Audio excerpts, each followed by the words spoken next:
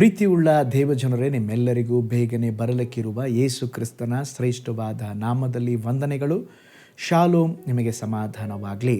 ಈ ದಿನ ದೇವರ ವಾಕ್ಯದ ಧ್ಯಾನಕ್ಕಾಗಿರುವಂಥ ವಿಷಯ, ನಂಬಿಕೆಯನ್ನು ಹೊಂದಿಕೊಳ್ಳಲು ದೇವರ ವಾಕ್ಯವನ್ನು ಕೇಳಿರಿ. ಅದಕ್ಕೆ ಆಧಾರವಾಗಿ ರೋಮಪತ್ರಿಕೆ 10ನೇ ಅಧ್ಯಾಯ 17ನೇ ವಚನ, ಆದ ಕಾರಣ ಸಾರಿದ ವಾರ್ತೆಯು ನಂಬಿಕೆಗೆ ಆಧಾರ, ಆ ವಾರ್ತೆಗೆ ಕ್ರಿಸ್ತನ ವಾಕ್ಯವೇ ಆಧಾರ.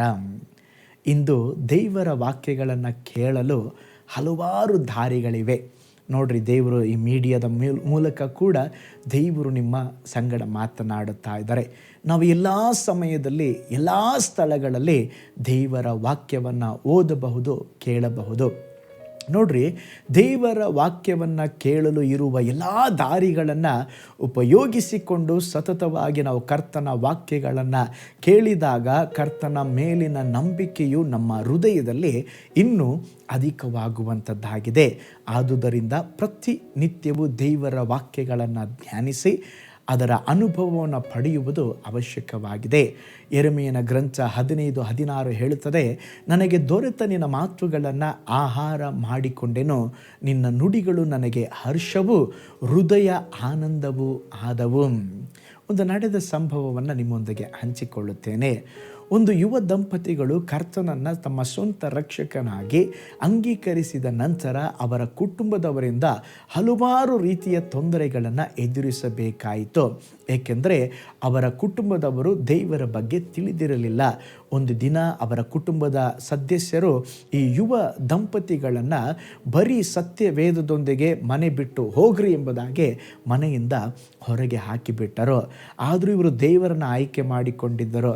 ದೇವರ ವಾಕ್ಯವನ್ನು ಹಿಡ್ಕೊಂಡು ಮನೆಯಿಂದ ಹೊರಗಡೆ ಬಂದರು. ಅವರು ಎಲ್ಲಿಗೆ ಹೋಗಬೇಕು, ಏನು ಮಾಡಬೇಕು ಗೊತ್ತಾಗಲಿಲ್ಲ. ಮುಂಜಾನೆಯಿಂದ ಸಾಯಂಕಾಲದವರೆಗೂ ದೇವರ ವಾಕ್ಯವನ್ನು, ಸುವಾರ್ತೆಯನ್ನು ಬೇರೆಯವರೊಂದಿಗೆ ಸಾರಿ ರಾತ್ರಿ ಮಲಗಲು ಸ್ಥಳವಿರಲಿಲ್ಲ. ಅಂಥ ಪರಿಸ್ಥಿತಿಯಲ್ಲಿ ಒಂದು ದಿನ ಒಬ್ಬ ವ್ಯಕ್ತಿ ಇದ್ದಾಗ ರೈಲ್ವೆ ಸ್ಟೇಷನಲ್ಲಿ ಇರುವಂಥ ಒಂದು ಕೊಠಡಿಯನ್ನು ತೋರಿಸಿ, ನೀವು ಇಲ್ಲಿ ಉಳಿದುಕೊಳ್ಳಬಹುದು, ಮಲಗಬಹುದೆಂಬುದಾಗಿ ಒಂದು ಕೋಣೆಯನ್ನು ಕೊಟ್ಟರು. ಅವರು ಸಂತೋಷದಿಂದ ಆ ಕೋಣೆಗೆ ಹೋದಾಗ ಆ ಕೋಣೆಯ ಒಳಗೆ ಒಂದು ದೇವರ ವಾಕ್ಯ ಬರೆದಿತ್ತು, ಭಯಪಡಬೇಡ್ರಿ, ನಾನೇ ನಿಮ್ಮ ದೇವರು. ಆ ವಾಕ್ಯವನ್ನು ನೋಡಿದಾಗ ಅವರಿಗೆ ಬಹಳ ಸಂತೋಷವಾಯಿತು.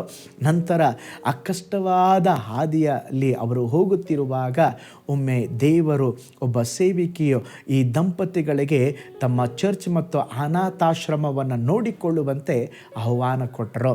ಇವರು ಆಹ್ವಾನವನ್ನು ಸ್ವೀಕರಿಸಲು ಹೋಗಿ ನಾವು ಸೇವ್ ಮಾಡಬಹುದೆಂಬುದಾಗಿ ಅಲ್ಲಿ ಹೋದಾಗ ಆ ಚರ್ಚ್ ಗೋಡೆಯ ಮೇಲೆ ತಿರುಗಿ ಅದೇ ವಾಕ್ಯ ಬರೆದಿತ್ತು, ಭಯಪಡಬೇಡ್ರಿ, ನಾನೇ ನಿಮ್ಮ ದೇವರು, ನಾನು ನಿಮ್ಮನ್ನು ನಡೆಸ್ತೇನೆ. ಆ ವಾಕ್ಯವು ಸಹ ಇನ್ನೂ ಅವರನ್ನು ಬಲಪಡಿಸಿತು.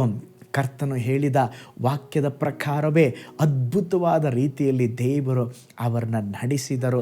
ಯಾವ ದಿನವೂ ಸಹ ದೇವರು ಅವರನ್ನು ಕೈ ಬಿಡದೆ ಅದ್ಭುತವಾಗಿ ನಡೆಸಿದರು. ಕುಟುಂಬದ ಸದಸ್ಯರು ಅವರನ್ನು ತಿರಸ್ಕರಿಸಿದರು.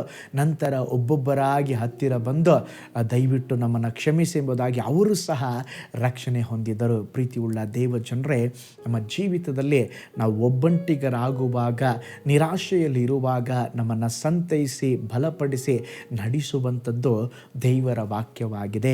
ಆ ದೇವರ ವಾಕ್ಯವನ್ನು ಹಿಡಿದುಕೊಳ್ಳ್ರಿ, ದೇವರ ವಾಕ್ಯವನ್ನು ಓದ್ರಿ, ಧ್ಯಾನಿಸ್ರಿ.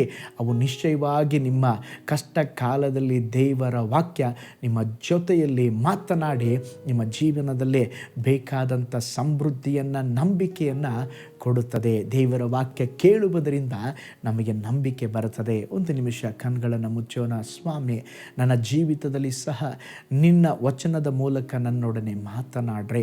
ಅನೇಕ ಸಾರಿ ನಾನು ಇಕ್ಕಟ್ಟಿನ ಅನುಭವದಲ್ಲೇ, ಸೋಲಿನ ಅನುಭವದಲ್ಲಿ, ನಿರಾಶೆಯ ಅನುಭವದಲ್ಲಿ ಹಾದು ಹೋಗುವಾಗ ನಿನ್ನ ವಾಕ್ಯಗಳು ನನ್ನೊಡನೆ ಮಾತನಾಡಲೆ.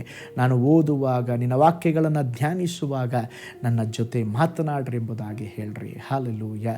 ಪ್ರಾರ್ಥನೆ ಮಾಡಿಕೊಳ್ಳೋಣ. ಪರಲೋಕದಲ್ಲಿ ವಾಸ ಮಾಡುವ ನಮ್ಮ ತಂದೆಯಾದ ದೇವರೇ, ಈ ಒಳ್ಳೆ ಸಮಯಕ್ಕಾಗಿ ಸ್ತೋತ್ರ. ಈ ದಿನ ನಿನ್ನ ವಚನದ ಮೂಲಕ ನಮ್ಮೊಂದಿಗೆ ಮಾತನಾಡಿದ್ದೀರಾ ಕರ್ತನೇ. ನಿಮ್ಮ ವಾಕ್ಯವನ್ನು ಓದುವಾಗ, ಧ್ಯಾನಿಸುವಾಗ ಅದರಿಂದ ನಮಗೆ ನಂಬಿಕೆ ಬರ್ತದೆ ಅಪ್ಪ. ಯಾವಾಗಲೂ ದೇವರು ನೀನು ಮಾತನಾಡುವ ದೇವರು. ನಮ್ಮ ಜೊತೆಯಲ್ಲಿ ಮಾತನಾಡ್ರಿ, ನಮ್ಮನ್ನು ನಡೆಸ್ರಿ.